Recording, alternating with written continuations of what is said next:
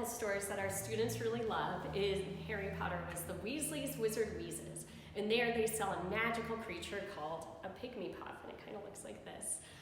Right now the store is running out and we are looking to help them refill supplies. Welcome to the Pygmy Puff farm. Today we're going to make these Pygmy Puffs. Just like in the real world, in the magic world, Pygmy Puffs are not going to just appear. The first thing we're going to do, we're going to make our parent Pygmy Puffs. We made ours out of palms and googly eyes. If you don't happen to have palms or googly eyes, you could use cotton balls and color in the cotton balls, or use just pieces of paper and color in the eye color with the pieces of paper. If you look at our Pygmy Puffs, you'll see that they're both are pink, but the eye colors are different. This one has blue eye color, and this one has red eye color.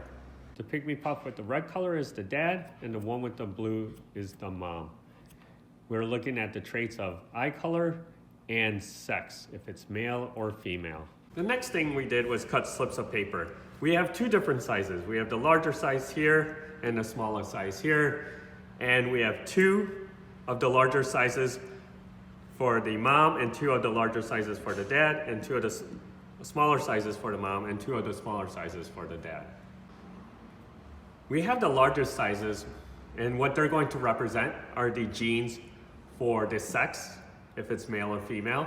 And then the smaller sizes we're going to have for the genes to represent the eye color. In this case, we use different colors of slips. The orange is representing the genes of the mom, and the pink is representing the genes of the dad. But if you don't have other colors, you could keep them separate, or you could just label mom and dad on each of these slips of paper. The next thing we're going to do is we're going to label the large slips. For the mom, we're going to label one X and the other X. So the mom will have two X's. And then for the dad, we're going to label one X and the other one Y.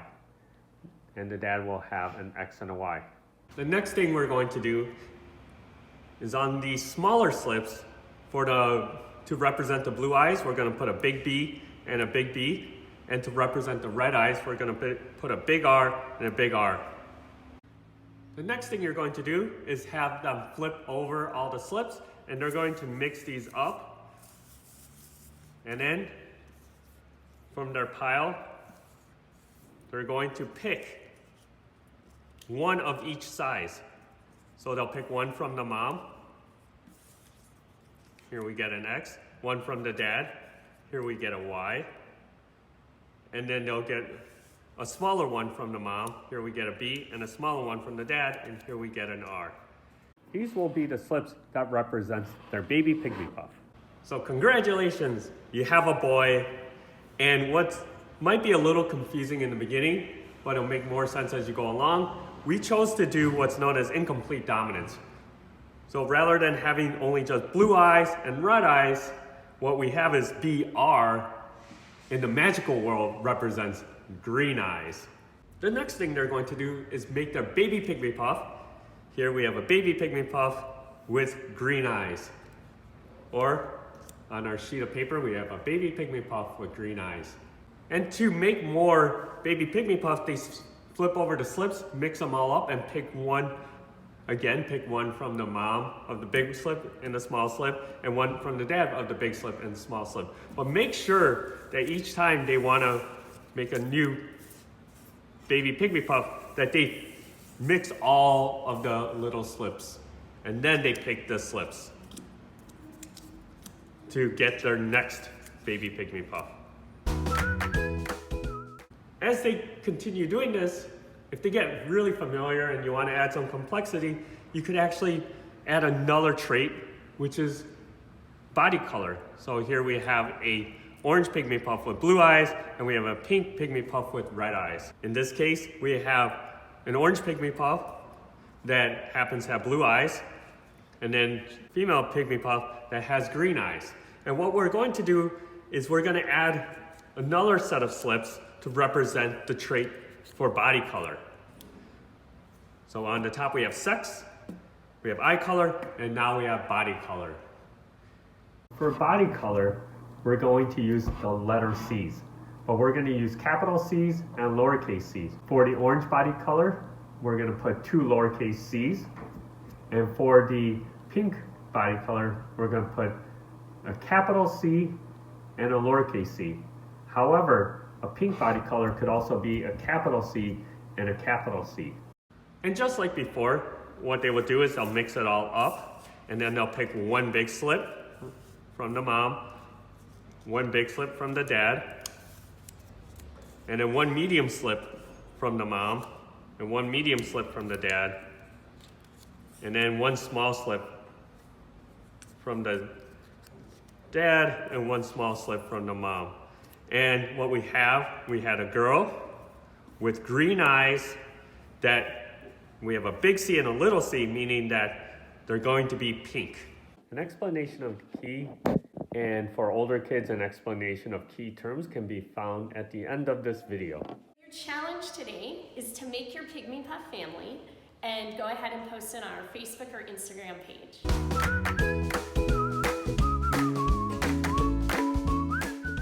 Here is a key to help you when you are starting off with the Pygmy Puffs.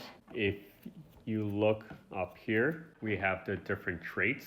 We have sex. The Pygmy Puff could either be male or female. The slips to get female are XX. The slips to get male are XY. We have eye colors. In our example, we have blue eyes, green eyes, red eyes. The slips to get blue eyes are capital B, capital B. The slips to get green eyes are capital B, capital R. And the slips to get red eyes are capital R, capital R. And we have body color, which is orange fur or pink fur. The slips to get orange fur is lowercase c, lowercase c. The slips to get pink fur are capital C, lowercase c, or capital C, capital C. Here are a list of terms we would use. Phenotype is the observable characteristic. It is what we see. So we could see that a Pygmy Puff either has blue eyes, or has green eyes, or has red eyes. The genotype is the genetic makeup of the Pygmy Puff. Genotype for blue eyes would be capital B, or the genotype for green eyes would be capital B, capital R, and the genotype for red eyes would be capital R, capital R. The alleles are known as the variants of the gene. For eye color, it could be either capital B or capital R. I mentioned the term incomplete dominance. So rather than either having blue eyes or red eyes, you could actually have what's an intermediate. In this case, it's green eyes. A common example is a red flower crossed with a white flower, you would get a pink flower. For fur is actually different. What we used were dominant alleles, which is the capital C, and recessive alleles, which is the lowercase c. Meaning to have an orange fur, the allele for orange fur, meaning you need to have 2 lowercase c's. But for pink fur, you could either have a capital C and a lowercase c, or a capital C and a capital C.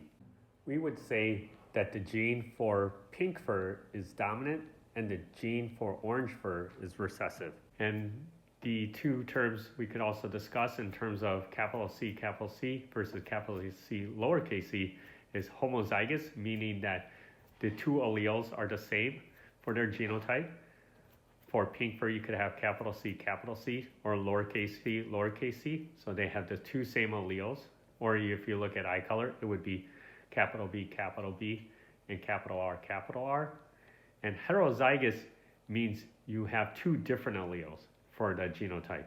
For pink fur, you would have a capital C and a lowercase c. And for eye color, you would get green eyes, which is capital B, capital R.